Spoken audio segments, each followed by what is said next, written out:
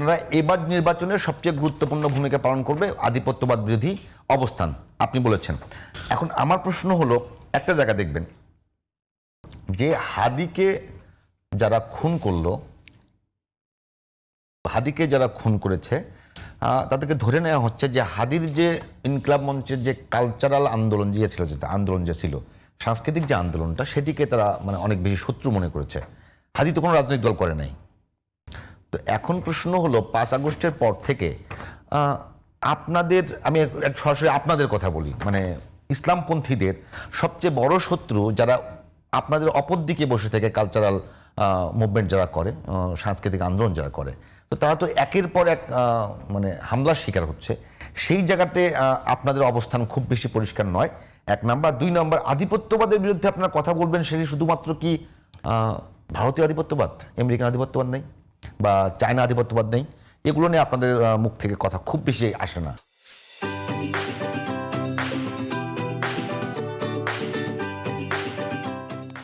প্রথমত হচ্ছে আমরা সকল হামলারই আমরা বিরুদ্ধে অবস্থান, বিশেষ করে শরীফ ওসমান হাদির হত্যাকাণ্ড এবং তার হামলার পর থেকে নানাভাবে আমরা সেখানে এখনো পর্যন্ত সেটার পক্ষে আপনারা অবস্থান নিয়েছেন, এবং কিন্তু উদিচিত হামলা, দেখুন আমরা বলছি আমরা কোনো ধরনের হামলা এবং কোনো ধরনের কারো মত প্রকাশের উপরে আক্রমণ করা, অ্যাটাক করা, এটা দলগতভাবে আমরা কখনো সমর্থন করি না। এটা হচ্ছে আমাদের দলীয় স্ট্যান্ড।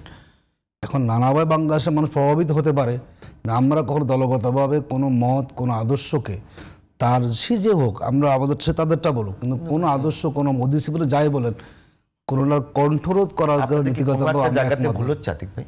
না, আমি বলি মানে চর্চার ক্ষেত্রে না, আমি বলছি, আপনাদের দুইটা বিশ্ববিদ্যালয়ের দুইটা বড় নেতা যখন সরাসরি এই ধরনের আক্রমণের কথা বলে, সেটা কি আপনারা রাজনৈতিক স্ট্যান্ড না? তারা নেতা, তারা বলেছেন এবং তারপরে শিবির বিবৃতি দিয়েছে, কিন্তু যে তা আমরা একমত নই। যেখানে একজন নেতা বক্তব্য দিয়ে ফেলেছেন, তার জায়গা থেকে ইমোশনালি কথা বলে ফেলেছেন, যখন দলীয় স্ট্যান্ড তার জায়গা থেকে প্রতিবাদ জানান, তার মানে হচ্ছে আমরা এই দল কখন এটাকে সমর্থন করি না। ব্যক্তি বলে ফেলেছেন, ব্যক্তিগত আমি নিয়ন্ত্রণ করতে পারেন না তার জায়গা। আমি ওটা জানি, আমি দেখুন কোন জায়গায় কি আপনাদের মানে আপনাদের, আমি আবার বলি, আপনাদের অধ্যয়ন থেকে শুরু করে আপনাদের যে কালচার করা যে বিষয়গুলো, সেখানে কি কোনো একটা জায়গাতে মানে অন্য প্রতিপক্ষকে ঘৃণা করতে শেখাচ্ছেন কিনা? নো, আমরা বলি যেমন আওয়ামী লীগ করতো, যে আওয়ামী লীগ না করলে দেখুন আমরা মনে করি আপনি যেটা আছেন ওদেশির যে সাংস্কৃতিক কার্যক্রম তারা চালাচ্ছেন, তার বিকল্পটা আমরা করব, মানুষকে আমরা আকৃষ্ট করব, কিন্তু তারটাকে কেন, সে তারটাকে আমি আমারটা করব। মানুষ বেছে নিবে যে কারটা মানুষের জন্য কল্যাণকর, কোনটা দেশের জন্য কল্যাণকর, আমি সেটা বলছি। আমরা মনে করি একজনকে শেষ করে দিয়ে না, আপনি তার বিকল্প তৈরি করে ফেলুন, যাতে মানুষ মনে করে না এই দিকটা আমার জন্য বেটার অপশান হতে পারে। আমরা কখনো, আমি আবারও বলছি, কোনো মত, কোনো পথ, কোনো সংস্কৃতি, কোনো চিন্তাকে মানে বিলুপ্ত করে দিতে হবে, এই ধরনের কোনো চিন্তা আমরা কিন্তু আমরা বিকল্পটা দিয়ে, আমরা বিকল্প দিতে আমি বলেছেন। দেখুন আমরা কেন বলি ভারতের আধিপত্যবাদ, দেখুন বাংলাদেশে যারা ফ্যাসিবাদে পতন হওয়ার পরে তাদের সবার অবস্থান কিন্তু হলো পাশের দেশে, পরন্তু চীনে কয়জন গিয়েছে?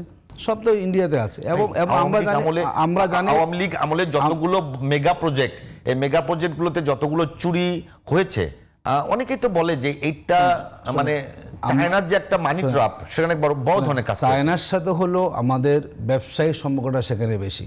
হ্যাঁ, আমরা সকল আধিপত্যবাদের বিরুদ্ধে আমরা অবস্থান, কারোর বিরুদ্ধে আমরা কিন্তু পক্ষের নই, কিন্তু আমরা দৃশ্যমান দেখতে পাচ্ছি যে বাংলাদেশের 3 দিকে যে বেষ্টনীর মধ্যে আমরা পড়ে আছি সেখানে সব জায়গাতে, এবং তারা অলওয়েজ মনে করেন বাংলাদেশটাকে নিয়ন্ত্রণ করতে হবে, কোনো জায়গায় বাংলাদেশের স্বার্থে উন্নয়ন হোক তারা কখন তা পছন্দ করেন না বলে শুধু রাজনীতিবিদরা না, দেখুন এখন বাংলাদেশে যারা ইয়াং সোসাইটি সবাই কিন্তু এখন তার বিরুদ্ধে। আমি তো মানুষের সামনে এমন হয়ে যাবে যদি ইলেকশনের পর যদি কোনো দল তার দলীয় পলিসিতে আধিপত্যবাদকে প্রশ্রয় দেওয়ার চেষ্টা করে থাকেন, এদেশের যুব সমাজ সেই রাজনৈতিক করবে। আমরা এখন মনে করি আমরা সবাই এখন দেশের পক্ষে, আমরা কাউকে এখন এই মুহূর্তে এক জায়গায় আমরা দেখতে চাই, আমরা সবাই দেশের পক্ষে। আমরা মনে করি যে বিপ্লবটা আমাদের হয়েছে, এই বিপ্লবকে ধারণ করে আগামী বাংলাদেশকে সুন্দর করার জন্য আমরা সবাই দেশের আমরা আধিপত্য অবস্থান সঙ্গে গ্রহণ করবো।